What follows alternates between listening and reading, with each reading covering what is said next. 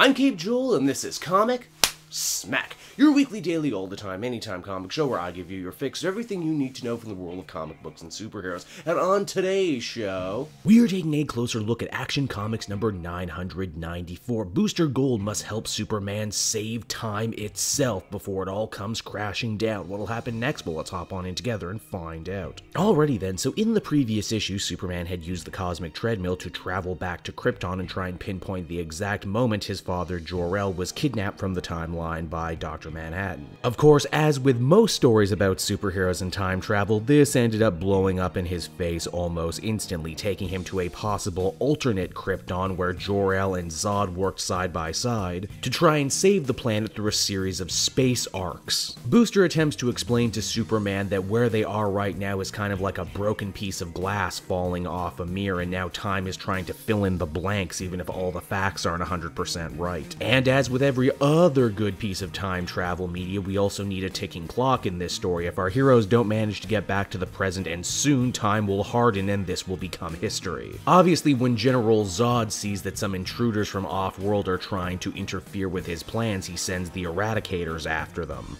But not before dropping a fun little reference to Black Zero. Also, Jor-El is pretty freaked out at the idea that one of these guys running around has the House of El symbol on him. Together, Superman and Booster manage to fight their way through the Eradicators, Booster doing most of the hard work as Superman, being so far away from Earth's yellow sun, has been rendered more or less human. Why, just to show how important Booster is to this issue, he even gets narration duty of all things. Now back on Earth and in the present, in a hard-working B-plot, Lois and John are trying to figure out what became of General Sam Lane. As per the General's MO, he got caught illegally trying to topple a democratically elected government, and as such is being held prisoner with plans to be executed on television.